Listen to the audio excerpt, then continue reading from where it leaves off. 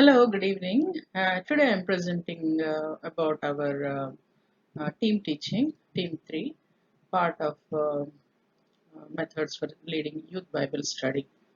The topic is Stop Bullying in Church and Beyond, a case study of Cain and Abel, led by me, and then rest of my team members are taking different aspects of the same topic, but with different teaching methods.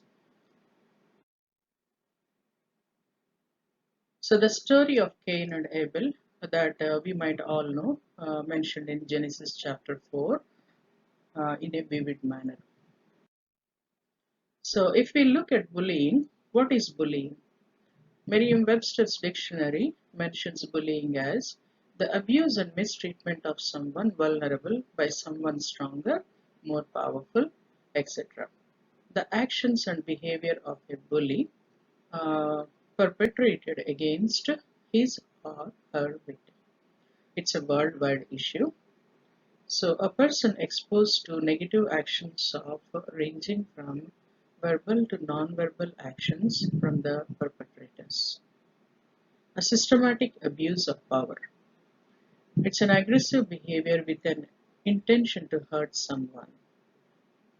So, in bullying, we see that it is the intention to hurt someone purposefully. Unpurposefully, sometimes accidents will happen, and verbal and non-verbal behaviors will happen, interactions will happen. But bullying is a systematic perpetration of some kind of behaviors, either by staring or false rumors or gossiping or name calling and physical and other forms of psychological abuse. The readings for this case study are taken from John chapter 14, 15 to 21, Deuteronomy chapter 31, 6, verse 6, Mark chapter 12, verse 31, and Romans chapter 12, verse 2, with the themes that are mentioned beside these verses.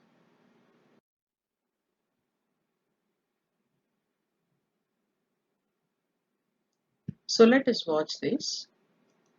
In the biblical book of Genesis, Cain and Abel are the sons of both Adam and Eve, the very first humans according to these stories. Adam and Eve having been created by God indicates that Cain and Abel are the very first humanly conceived beings. The oldest brother Cain would grow up to become a farmer, while his younger brother Abel would become a shepherd. It's understood that like most brothers, they had their fights and quarrels, but for the most part, they loved each other.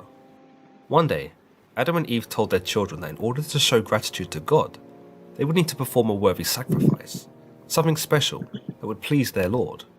Abel immediately chose one of his best newly born lambs to offer up to God, and though it was important to him, he believed that giving it over to God was far more important than keeping it for himself. When Cain learned about his brother's selfless sacrifice, he was puzzled. He told Abel that he should sacrifice something far less significant. After all, he himself was going to sacrifice some old dried fruit that he was planning on getting rid of anyway. Other interpretations indicate that Cain was going to merely sacrifice some extra straw that he had lying around. But Abel was insistent on offering up his most treasured lamb, something in which Cain scoffed at. Why his brother was going to give away something so cherished was beyond him. But both of the brothers stuck to their guns and would go to present their respective sacrifices. In the book of Genesis, God is stated to have looked with favour upon Abel's sacrifice, but did not look with favour upon Cain's. While there doesn't seem to appear to be a vivid description from the passage as to how God made it clear he was more satisfied with one offering than the other, some interpretations of the tale use fire to represent this. The idea is that Cain and Abel both placed their offerings into a fire. Abel's lamb burned up in the fire, and the flames roared as the sacrifice was consumed. But when Cain placed his offering into the fire, the sacrifice merely smouldered, and the fire itself died down. By this telling, it's understood that Abel's sacrifice was well received by God because of the magnificent way in which it had burned. Cain's, on the other hand, did not, implying that it was not as worthy as Abel's. Cain grew jealous. He couldn't see the logic behind why God had preferred Abel's sacrifice over his. He grew angry at his brother, and it would lead him to become consumed with venomous thoughts. those of which led him to sin. Cain lured his brother out into the fields one day and struck Abel, killing him. Immediately, Cain realized what he had done, but he wasn't so concerned with the loss of his brother, but more so the consequences he might face. He buried his brother in the earth so that no one would find it, and went about his day as if nothing had happened. It was around the same time that God appeared to Cain and asked him where his brother was. Cain lied to God, claiming that he didn't know, before infamously muttering, "Am I my brother's keeper?" But God knew the truth about what had happened, and challenged Cain, demanding to know how he could be so hateful and how he could take his own brother's life. The realization of what he had done struck Cain so much so that he fell to the ground sobbing. God would not be so lenient with his punishment though. He condemned Cain, making it so that the grounds he worked would never yield crops. It's possible that this was also a metaphor, that whatever Cain would attempt to do in his life from this point on would result in failure, but that God specified farming, as farming was Cain's profession and perhaps his purpose. Without a purpose, Cain would have nothing. God doesn't stop there though. He further condemns Cain to be a restless wanderer of the earth, furthermore denying him of any peace for what he had done. Cain would actually declare that the punishment was too harsh and that he could not bear such a fate.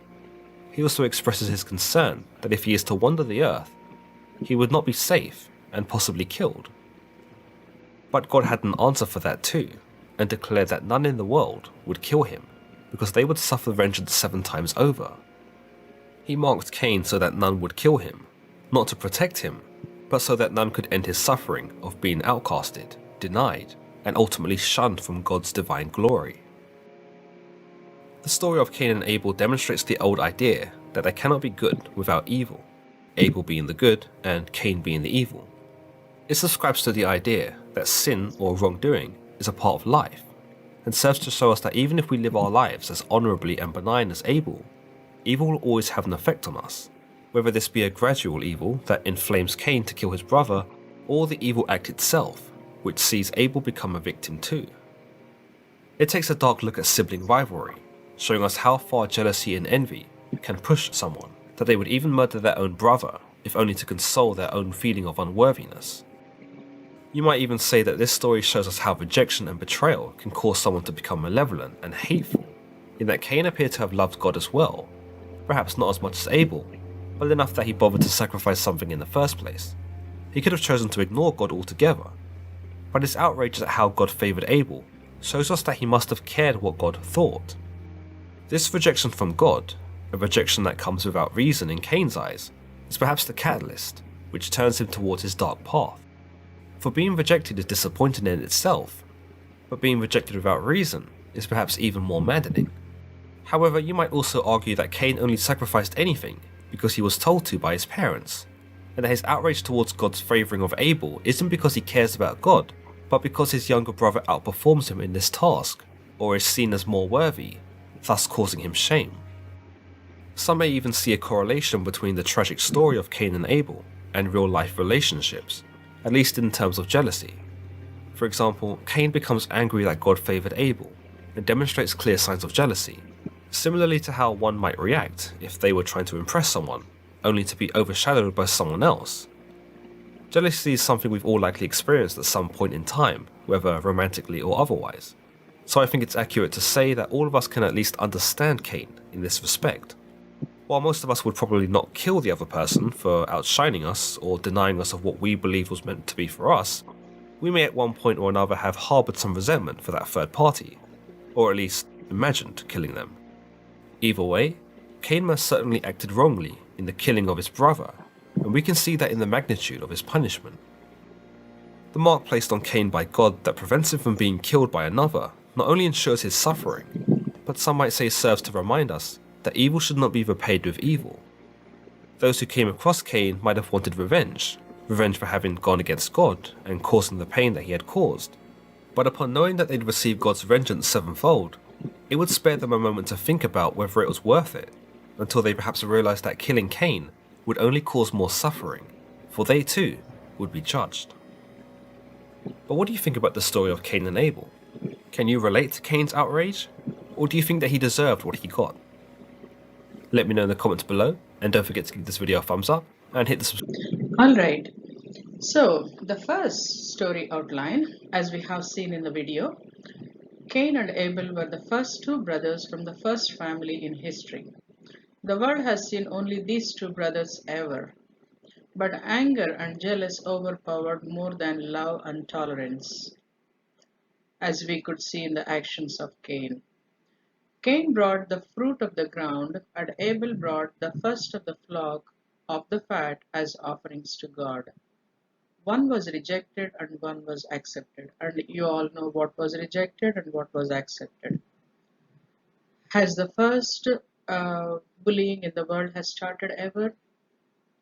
So the righteous Abel was bullied by his unrighteous and countenance-filled brother. Reproach and first killing in history and first involuntary death, which was not chosen by Abel. In the story, it says that Cain first talked to Abel, and it came upon that he took to the decision of killing his brother. The story did not end even for today. The blood of the victim is still crying out from the ground, as we can see in many passages throughout the Old Testament as well as in the New Testament. So, are you bullying anybody? Or are you suffering from anybody bullying you? Reflect upon your actions and your responses.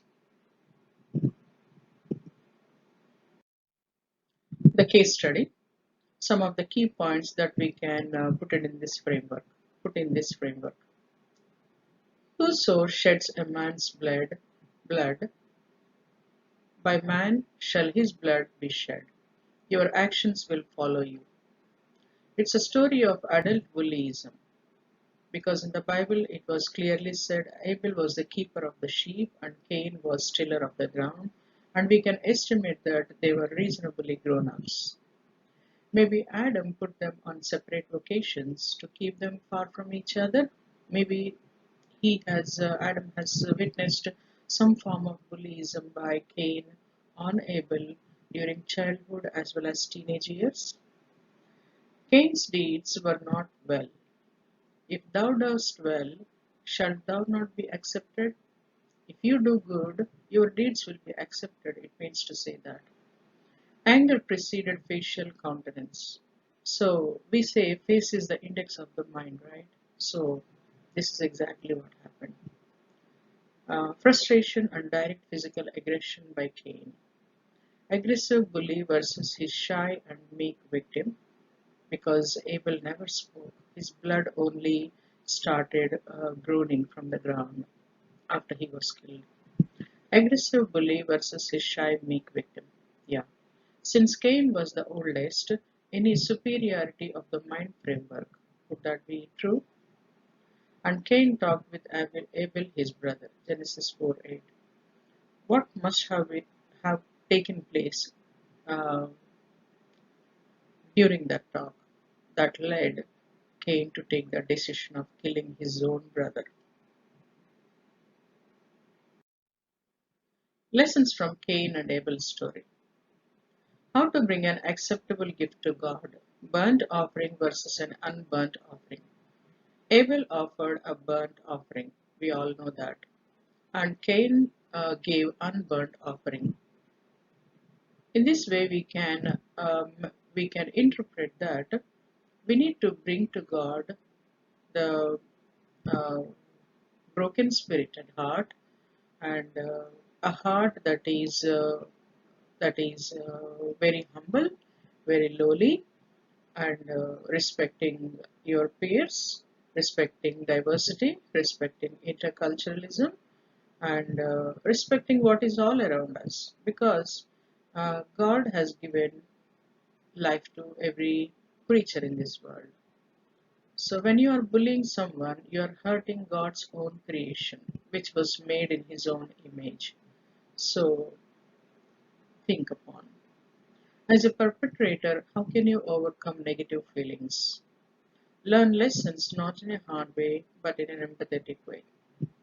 As a silent victim, how can you seek help and counsel, guidance and shelter and overcoming or powering yourself or empowering yourself. In a church environment, if bullying is happening, you might be worshipping there, but with what kind of heart you are worshipping there? Remember, our God said, those who worship Him must worship Him with His Spirit and truth. So when you are a bully at heart, you cannot worship God with your spirit and truth. Okay? How to have faith and broken spirit in God as modeled by Abel. He never spoke a word according to Bible, yet his blood cried. Okay? Even for today it is crying, and still it became a good example for us to discuss about how to stop bullyism from the lessons that we learned from the first brothers. The cry of a bullied victim is powerful than the rants of a perpetrator.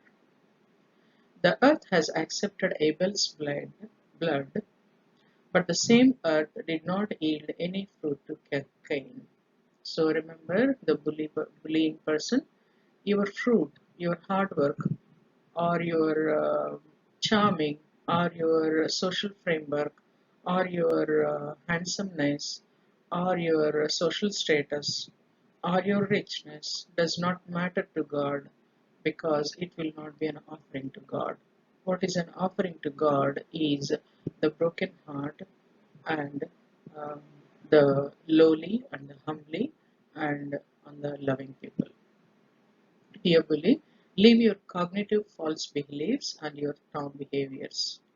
Means storm means your uh, what to say mental framework. Have moral sensitivity, moral judgment, and moral motivation and moral character. Designed by Rest in 1982. Okay, our theme was Jesus was bullied too. Two, not two, two. So, the words that keeps in my mind or gets to my mind is if the world hates you, keep in mind that hated me first. So, if you think the perpetrator that you are uh, causing someone to think that someone is hated like they shouldn't be, keep in mind you are hating God first. You are not loving God.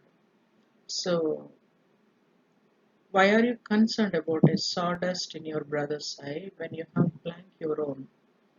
So this was Jesus' saying. So Jesus was bullied too on several occasions. He was bullied by Satan, by the temptations.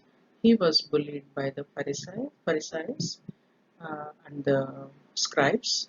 He was bullied by many in the society while he was teaching.